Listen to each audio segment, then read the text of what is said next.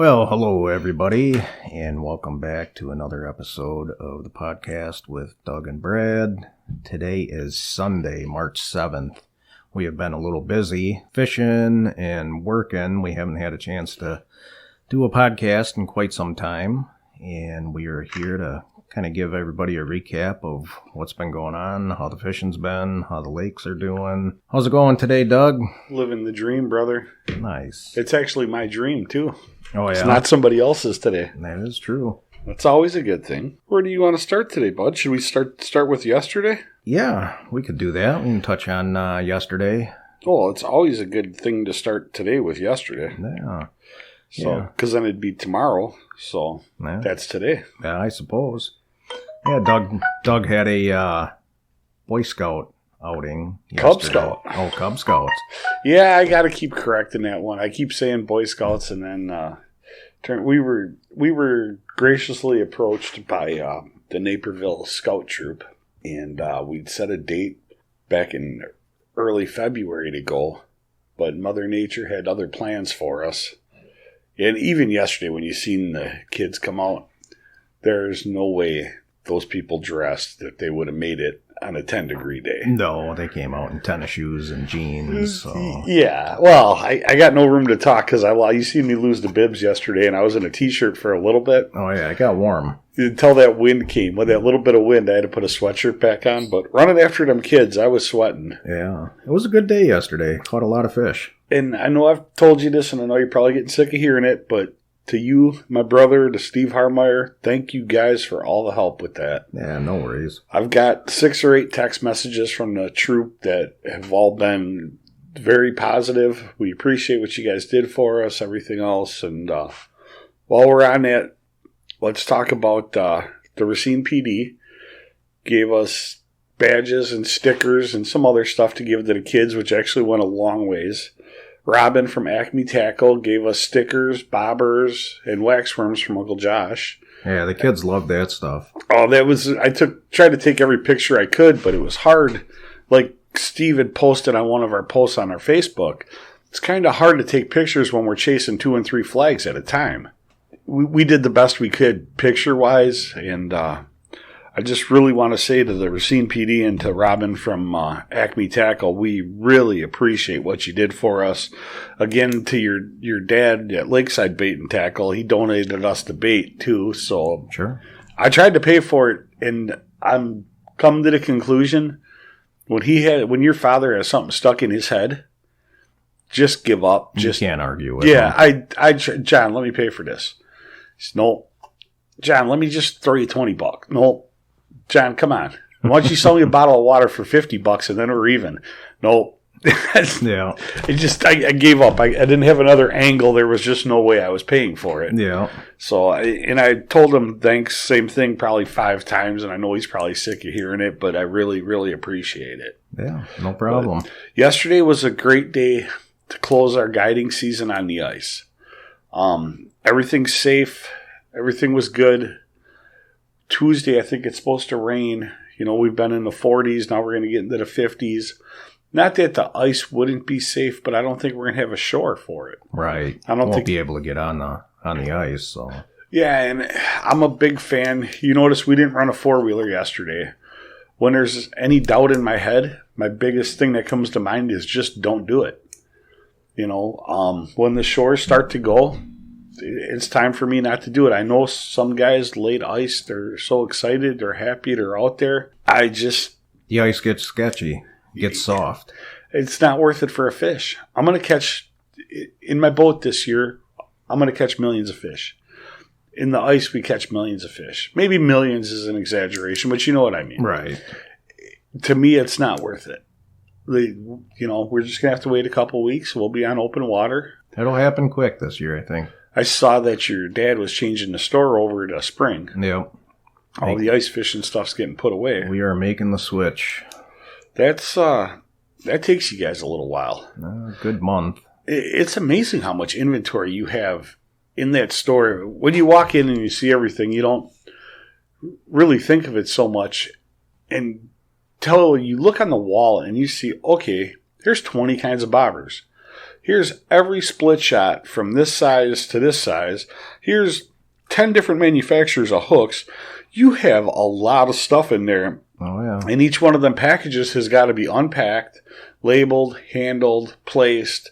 Everything else has got to be, packaged back up, labeled, placed, put away. Yeah. So it's an organized chaos come fall when you start putting it back out. It's a lot of work. That's a huge project. That amazes me how fast you guys can do that. Yeah, my dad usually handles all that. I like to stay in the back and not mess with switching the store over. It's monotonous. Well, remember the one day you and I forgot what we were doing, but we were here and it was late. And he had things that I thought Tony was putting on the shelf, and then you and I started putting some of them on the shelf. The next day, even though they were right where the label went, right in the order they were supposed to be, and the next day, the first thing I saw in the morning when I came in to run my guide trip to get bait was he had taken them down. Because they have to be his way. Oh, yeah. He's the greatest guy on the planet, but with the store, I'll be honest, you might own it, but I'm surprised he even lets you work here. Because it is just his thing. It's his baby, It's his way. I think if he could get away with you just doing the trailers and the boat rentals and that, I don't think he'd let you work here at all. Probably not. Or if he could do it all himself. But yesterday morning when we came in, I was the first person in the door. It was about 5:30. He'd opened up. And I know you don't open till 6, but he's always here early. There was 9 people in the door before I made it out of the store. Mm-hmm. And he handles all of that. Oh, and yeah. He's in his element. He has his routine, and it's definitely organized. I'm just like, you'd think most people panic. You've got 9 people in me, and he just boom, boom, boom, boom, boom, boom, boom, boom, and hey, whatever, that's your thing. Take care of one customer and go to the next. So let's make predictions here, and I know the last time we were on was we had James Sullivan with us from the STD Tip Downs, and then ice hit us. And when it got cold, it got really cold quick. You got to put the pen down. You're clicking it too much. Oh. Gotcha. Yeah, Doug and his toys. But it got cold quick. Your store went into full-blown ice mode. I went into straight guide mode. Yeah. So we haven't been able to be on in a couple months. Like I said, my ice fishing season has ended. Today, actually, my brother and I went fishing, which was cool. I mean, nice. I fished one other time this year through the ice. That was when you and I went to Green Bay. Mm-hmm. So it was just cool to get out, relax, and do some fishing. But let's make some predictions here. When do you think you're going to start putting boats in Delavan? Oh, boy, I would have to say sometime first week of April. I think 2 weeks from today. Because what I think, March 23rd. Yeah, the lake will probably be open by then. March 23rd is my birthday. Usually by March 23rd, I have my boat. And Lund's building it right now. By every year I've had my boat on my birthday, there's always been an inland lake or the Rock River or something I could launch in and fish. Mm-hmm. But the channel should start thawing out Tuesday with the rain. So you'll lose all your shores Tuesday with that 50 and 60 degree weather. I don't think it's so much the weather as the rain. Literally is horrible to that ice. Yeah. So we lose the shore. Once we lose the shore and we quit getting 20 degrees at night, which this week we're not forecasted to be cold at night, I think by the end of next week the channel's open. She's got flowing water going down her. I think by the following Saturday, you could probably put a boat in the lake. I guarantee by the Saturday after that. I would think so, yeah. But Delavan's one of the ones that thaws out first. Because as a rule, in the spring when we start guiding, Lauderdale's the first one we guide for crappies. Because Lauderdale thaws the quickest. Mm-hmm. And we're usually there for a week. Then we start on Delavan crappies. And we're on Delavan crappies for 2 weeks. And then we go to Geneva crappies. And then our bass season opens to where our bass are active and up. And that's usually the first week of May. Then we're back on Delavan for bass. We, as a rule, and everything changes, we stay on Delavan. Usually I'm on Delavan until about the middle of June, where I'm a 7-day-a-week, 3-trip-a-day on Delavan. Okay. Then about the middle of June, we start on Geneva. last year we stayed on Geneva. I think I came off my last day on. I'd been on Delavan twice after the 4th of July, and then I stayed on Geneva till December 1st. Yeah, Geneva was on fire this summer. Last summer. It was just routine. You didn't search, you didn't look, you knew where they were. They produced, they were consistent. Delavan gets that dry spell in August where it just slows down for a few weeks. And then you go over to Geneva and you start tuning your pattern in and get everything to where you want it. And then when the fish change, you're still in them. Yeah. Because you know what they're going to do. You know what's going to happen. And it's from doing this for a few years. You get that seasonal patterning down. It's really hard for me to come back to, okay, I haven't fished here in 3 weeks, but let's go for it. Yeah. That's where I called Dave Dewey, hey, do you want this trip? And then he calls me, do you want this trip for Geneva? Because Dave loves Delavan. Yeah. Dave would fish Delavan 7 days a week if he could. Well, so Steve Everett, he loves Delavan. I mean, there's a couple other guides that just consistently stay on. They like chasing pike out there. Well, I do too, to a point. That'll bring up a good topic. It'll be interesting to see what happened with Geneva's pike, since they last year they enacted that 5 at any size. Yeah, it'll be interesting to see if we can get any tanks out of it this year. Browns Lake and Racine, they did that a couple years ago, and it's still going on now to kind of thin them out. Mark Lesnick was there Friday, and our good friend Mark gives us all the rods or accessories for rods. He said they got a bunch of pike, all 12, 13 inches. Oh, wow. I was like, well, that'd be cool if you caught them on a jig rod. I bet you that'd be a blast. Oh, yeah. Catching them on a tip up, that's got to kind of. Yeah. But then Bobby was there yesterday, and he sent me a picture, and they had a bunch of 16 inchers. So I wonder what's going to happen with this, if people are just going to take the bigger ones and we're still going to have all the smaller ones, or what it's going to do to the lake. I have no idea. Sure. I couldn't even tell you how many pike were taken out of Geneva, how many people actually took advantage of the no size limit. You and I never went, because, last year with the virus, I got so busy with everybody. I mean, literally everybody, people that had never fished, never even had a fishing pole. They wanted to do something. They wanted to get out. Well, God bless them. That's awesome. Mm-hmm. You and I never fished last year. No. We went out with John. Yeah, John Gruca, a customer of mine, is a good friend of Brad's, and he comes and he hires us for a couple days, and we're exclusively with him. He hires us all day, sun up to sundown, for the 3 days he's on vacation. And one day he said to Brad, hey, why don't you come with for a few hours? So we got Brad with for a couple hours. But that was the only time you and I fished together last year. I think so. Yeah, the year before we fished together a couple times. Yeah. But yeah, a lot of that's you and I haven't got out there and chased them either. And then my pike trips last year, I mostly ran on Delavan. And then the other people that had called me later in the year for pike, I was already in muskie mode. So I'd never tried to tune into them. I mean, I would imagine they're in the same place as they always are, but I would think so, yeah. I never really chased them or tried to tune into them. Yeah. And last year, we also had a really good smallmouth bite till the middle of November. If I'm on 9 and 10 inch seeds, I'm on big largemouth. In the fall, I was kicking butt on the muskies. Now my nighttime walleye bite's starting to heat up. People are calling, well, if I'm already on all of these species, I'm not going to come off of something to go chase something I haven't chased in weeks, because I don't want you to have a bad trip. Right. But there was never a reason for me to go try to chase pike last fall. The boat was booked, all day, every day. People were happy. I was on a good bite. If you wanted largies, you wanted smallies, you wanted to chase muskies, you wanted to chase walleyes, you wanted to chase the monster pumpkin seeds. This is what I'm catching. Well, what do you want to do? You want to go, or you want me to go try to chase pike? The seeds on Geneva are phenomenal, man. Last year, oh man, yeah, even people that weren't real pan fishermen were like, "Oh my God, are these a blast?" You get that 6 foot Salilo Kuma rod out, yeah. That thing, watch that thing bend in half, and it's just awesome. It was fun, and then you'd get 10 seeds, and all of a sudden you'd get like a little 15-inch smallie, on this light tackle. It'd make a mess of everything, but I don't mind taking a blast. Right. Yeah, I don't mind cutting line. And I've told people 100 times, hey, I know how to tie a line. Just because I'm blind doesn't mean I can't see. I can still see somewhat. That's why I got cheaters somewhere.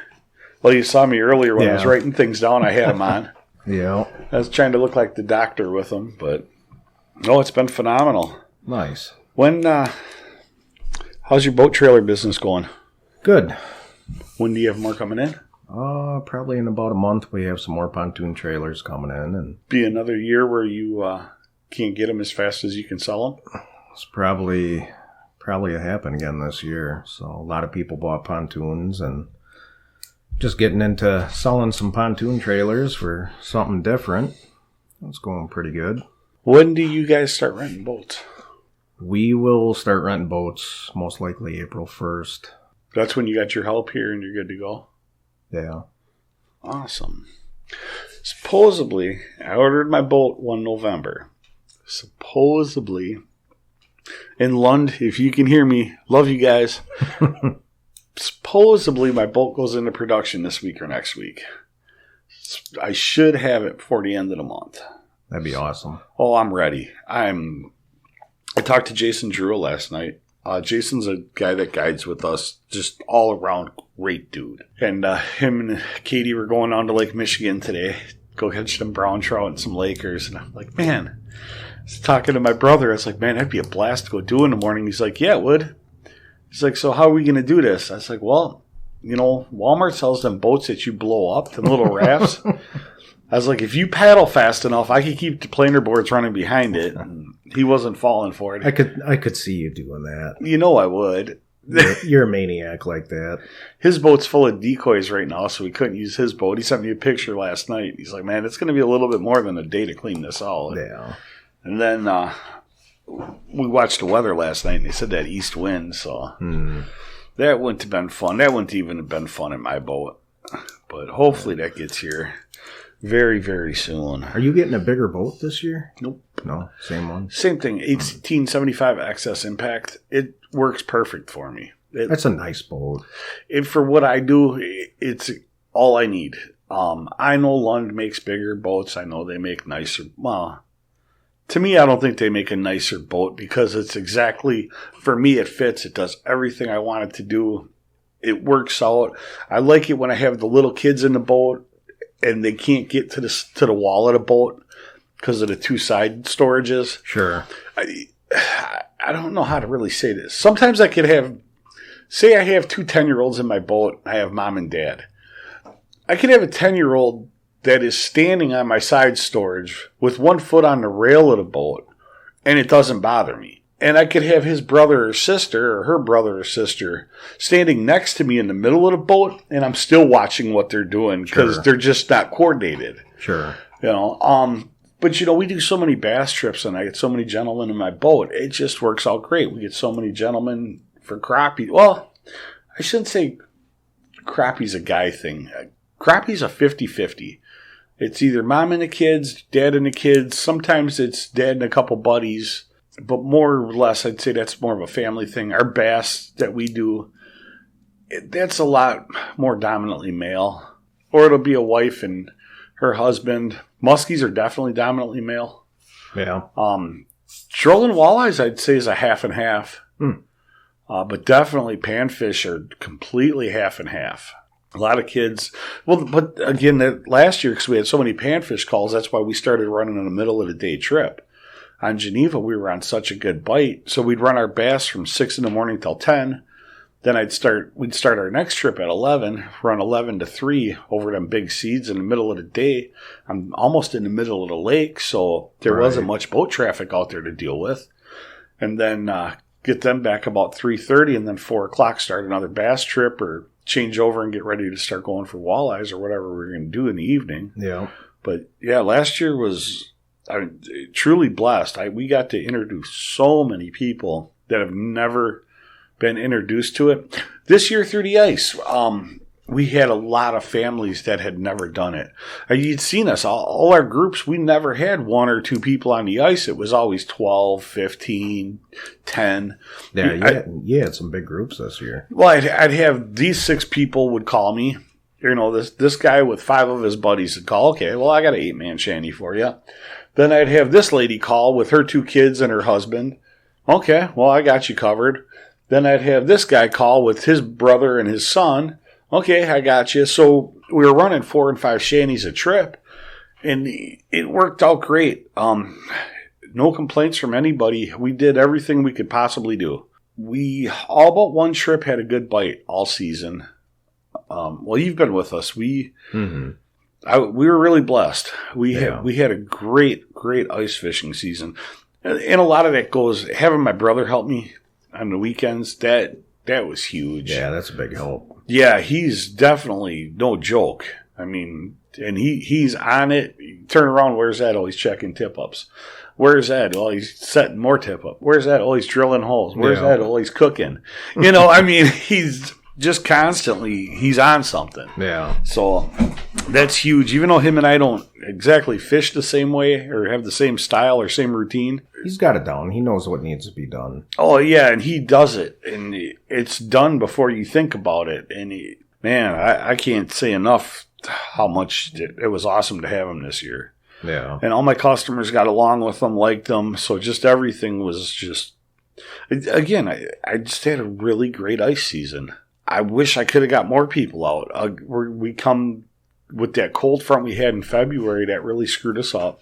Yeah. We lost some I shouldn't say we lost the customers. We lost some trips.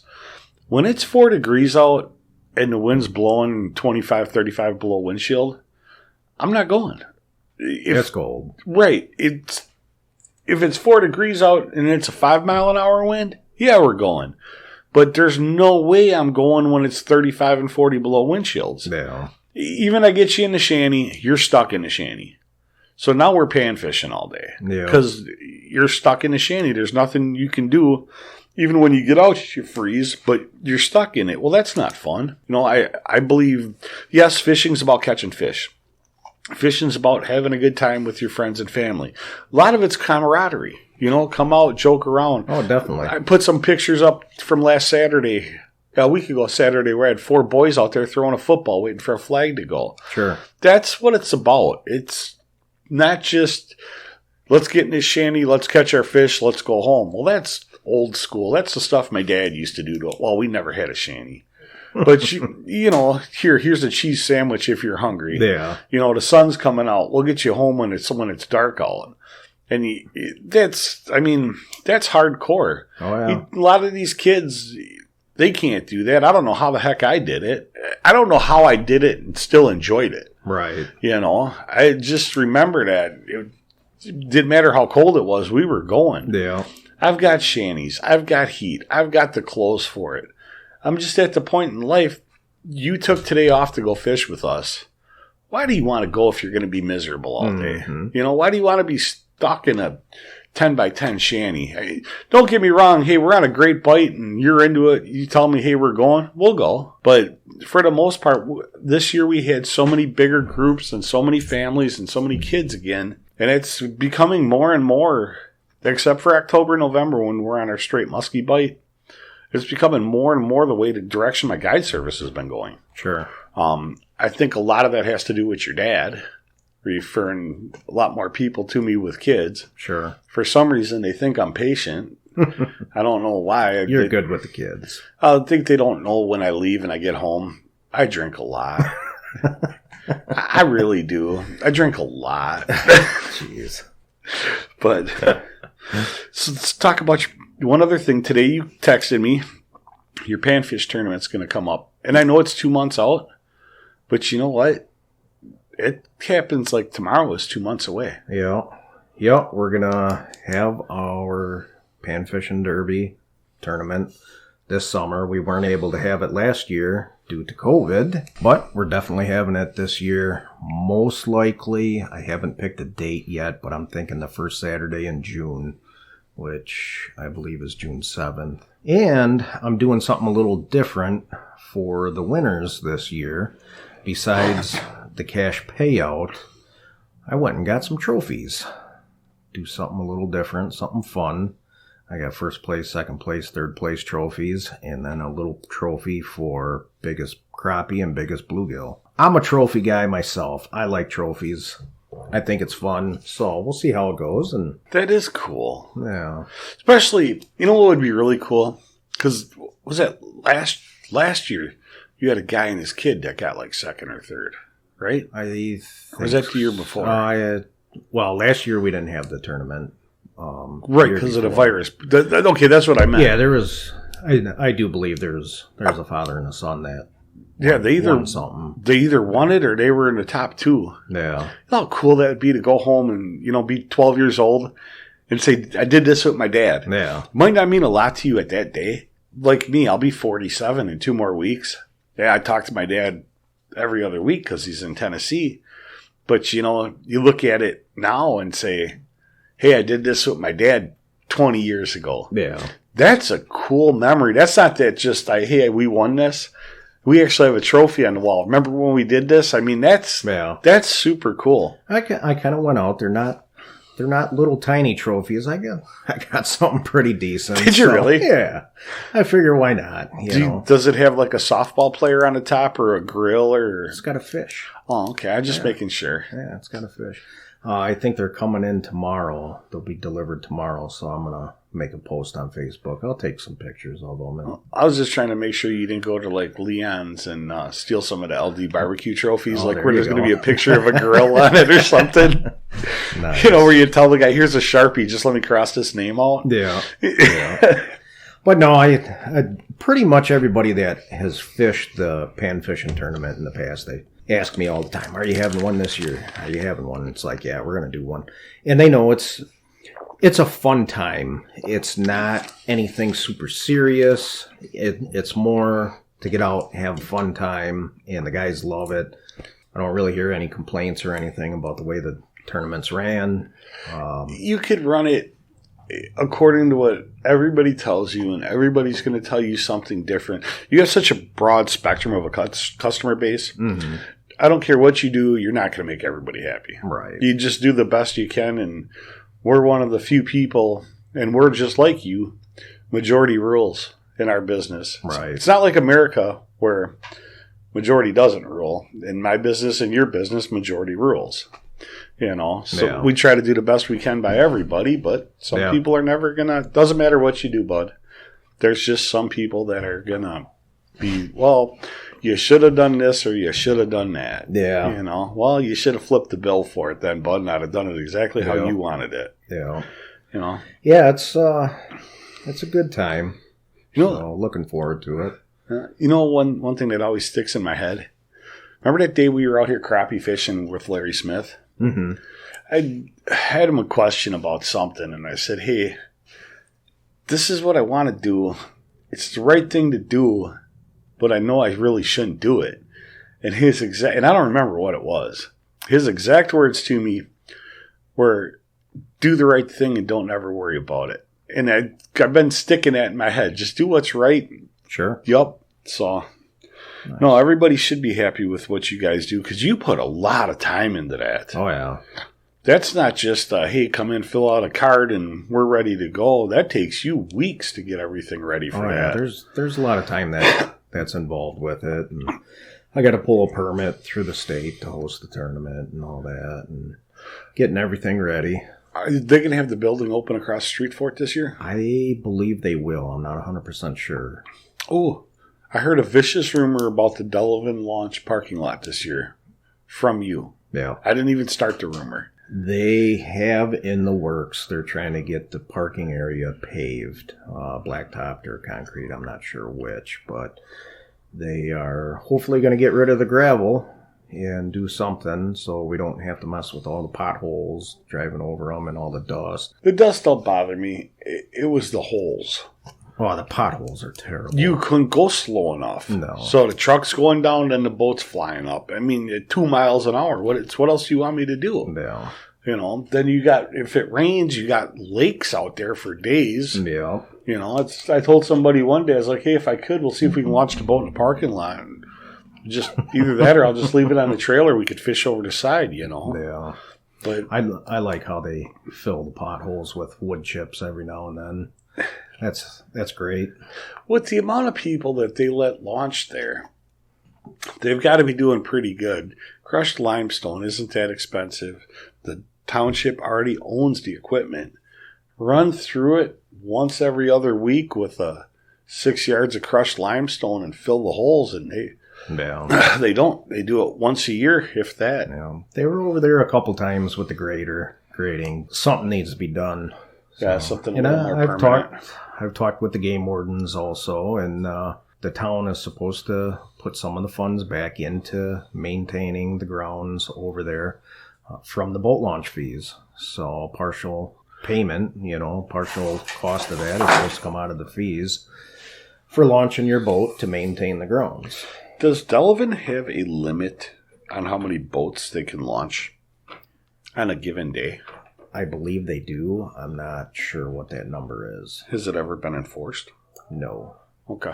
I've got, when I fished Geneva from July on, I got my butt wet more on Delavan. Smaller body of water for so many boats. It was bad out there. Whew. A lot of times this last summer. Well, hopefully everybody's back at work this year, and it'll be, I don't get me wrong, I love seeing people out enjoying it, but whew, that was a rough one last year. Yeah. That was one of them years where I had to take half hour between my trips so I could get out and walk for a couple minutes, and my back wouldn't hurt so bad. Yeah.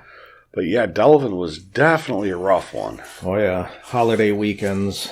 It's like, holy cow.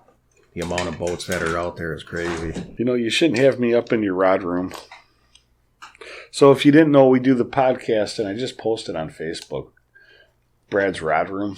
My messy rod room. Because he's got all of these broken fishing poles, and like the one in my hand looks really cool until I realized it was broke. I'm like the kid in the candy store. If you see something bright and shiny, I'm on it. All right, so we covered your tournament. We covered just about everything. Oh, I got good news. So the Cop and Kids program that we do, where we donate the rod and reel combos from, I shouldn't say we donate, Okuma gives them to us for near next to nothing. Yeah. What they give them to us for is just unbelievably inexpensive.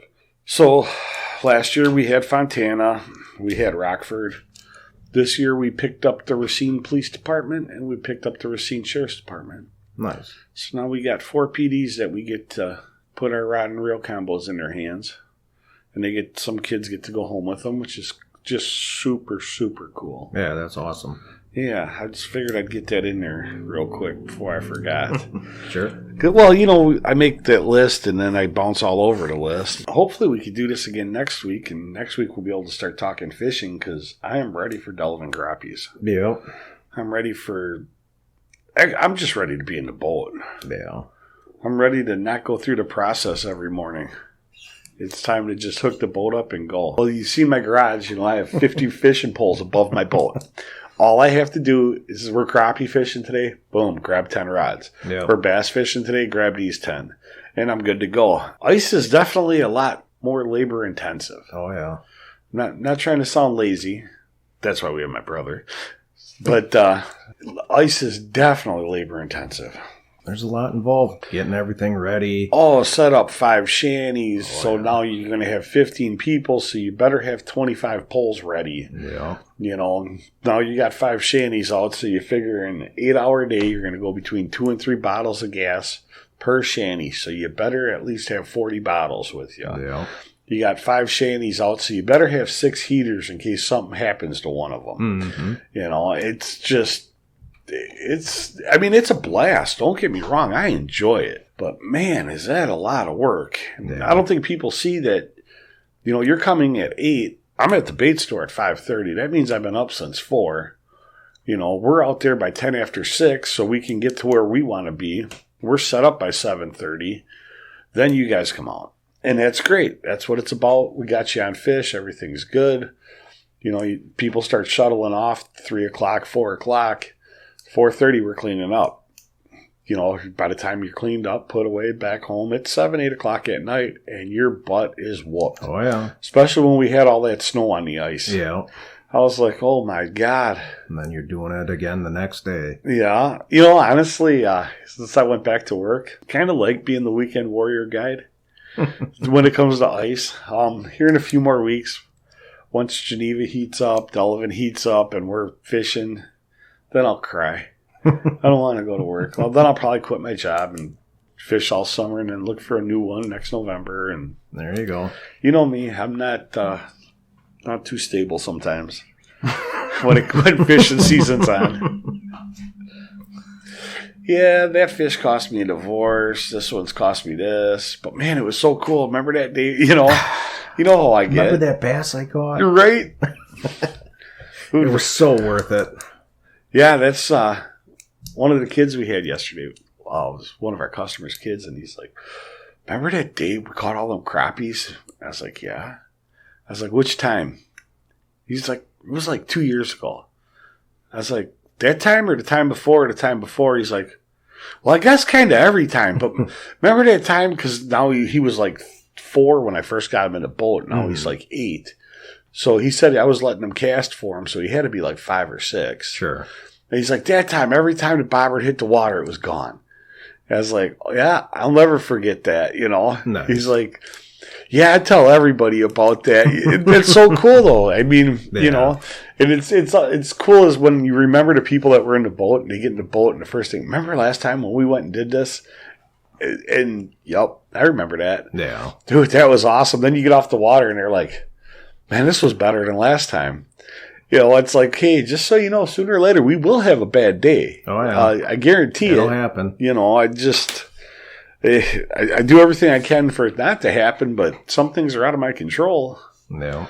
But hopefully, like I said, this year should just be another phenomenal year. So I hope so. Yeah, I'm sure it will be. I'm ready for it. Yeah. Delavan did slow down here this last month, and I don't know if it was just from all the snow that we had on top of the ice. Every lake slowed down a little bit. Yeah, it wasn't just Delavan. No, that's normal. And now we're gonna actually Delavan's a really good late ice lake. Yeah. First ice and late ice are just phenomenal on Delavan. Delavan's gonna be hot until you can't get on it no more. Then Delavan thaws. Usually the first 3 or 4 days that Delavan thaws, it's not worth a crap. Mm-hmm. Then you get them fish up, they get shallow, they start getting heat. Then Delavan turns on, and like I said, Delavan usually stays hot until about August. Yeah. Delavan when it has a hot streak, that lake is on for a long time. Oh, yeah. Oh, speaking of early spring panfish and stuff, I read an article. I don't remember who wrote it. So I'm sure everybody listening has seen it. In the spring, when you get the cold water, and you'll see all the panfish in that, and they're up shallow, and they're look like they're sunning themselves. They actually are, because they're getting their body temperature up to get their metabolism up. They're getting ready for their spring spawn and everything. Mm-hmm. So the article I read, it was 2 hours after dark, and they were netting fish and taking the temperature. The fish that were up in the sun, sunning themselves 2 hours after dark, and I think these were all bluegills that they did, that fish's temperature was 6 to 7 degrees warmer than the water temperature. Oh, wow. Yeah, I didn't know that. I didn't know they could keep heat like that. Yeah, I didn't think so. Right. I was like, well, that's really interesting to me. I would have never guessed that. Yeah. So, another useless fact that we know. I know a bunch of them, and 99% of them are all useless. Well, if it came out of my mouth, we know it's useless. So that's not always true. Yeah, once in a great while, I got a good idea. Breakfast was a pretty good idea today. Yeah. Right? Lunch yesterday was a great idea. Yeah. But again, I sit there and think about yesterday. Man, we brought so much happiness to them kids. That was awesome. Oh, yeah, they were having a blast. Yeah. But what a way to end the season, man. Yeah. Ended it with you, my brother, Steve. Yeah. Life is good, man. Heck yeah. But I'm ready. I think we should try. I know we try. We should probably do it again next week. Yeah. Hopefully. Might have some time. Well, hopefully we got a fishing report. I doubt it, but hopefully. Yeah, there's still a lot of ice out on Delavan. The shorelines are starting to go. Then next couple weeks should open back up, I would think. Well, I would think Tuesday or Wednesday the Rock River would open up by Fort. Yeah. And you have about 15 boats on the side of your building here that say rental on them. Yeah. I know that Jeep you got can pull one. Oh, yeah. I'm just saying. Figure something out. Not putting you on the spot. Go catch some walleyes. Just saying. Yeah. I guess talked to Adam Walton today. He said the Rock River is wide open below Janesville. Okay. Jerry Huffler, Hurricane Jerry, our buddy from the radio station, and Larry Smith are up on the Wisconsin River today somewhere. So that's open. So we're slowly getting into that spring pattern. Yeah. I know guys are just running like crazy down at Bender Park in Oak Creek for them trout. Sure. And just so anybody that's listening knows, Captain Jason Drew, a good friend of ours that guides with us, will be guiding down there if anybody's looking for a guide. Nice. He's all pumped up about it. Yeah. Well, I've seen some of the pictures. I saw Steve Everett was down there and some of the other guys that have been down there, and they're just killing it. It looks like it's on fire. Awesome. But yeah, I know Jason's definitely going to be guiding mornings down there. That's cool. Yeah, he's pumped up about it. So yeah, I heard some guys are starting to catch some walleyes up by De Pere right now. Now, our friend Alex lives in Green Bay. He had told me that one of the walleye groups had went out there and did everything they could to get that ice to bust up at the launch. Oh, really? Yeah, so she'd start flowing. So, Well, now after today, De Pere goes to one walleye over 28, right? Yes. Yeah, so you can only keep one over 28 inches after today until May. Then it goes back to the 5 or the 3 or whatever it is. But I've never been somewhere where I've caught 18 and 20-inch walleyes. Me and a friend of mine, Jason, went up years ago. We stopped. I got 6 dozen large fatheads, regular jig head right over the side of the boat, 24 feet of water. We went through 6 dozen extra large fatheads in 2 hours. Holy cow. 18, 20-inch walleyes. I mean, oh my gosh. If you wanted to catch fish, it's a blast. Wow. Everybody should, even though you can't keep them, just go experience it. I mean, it's amazing. It is literally amazing. It's a fish factory right now with all them fish trying to spawn. Oh, yeah. So I just think people should it's one of them things you should experience once. Yeah, definitely. It's fun fishing up there. I used to do that years ago. I haven't been up there in quite some time now. Oh, the only difference now is there's just more boats. When you see 200 boats underneath a dam, you think, oh boy, this is going to suck. It's not like that. You'd be right next to somebody, everybody's vertical jigging, and just one after another after another. And they all get to be let go. That makes it even better. Yeah. So, but yeah, that place is a phenomenal fishery. Sure. It's definitely something to experience. All right, my brother. Alrighty. I think we'll call it, and hopefully we get a chance to get together next week. Yeah. Gonna do another one here. Hopefully we'll get out and try to catch some fish somewhere and have some content. Yeah. Alrighty, thanks, Doug. All right, bud. I'll see you. See ya.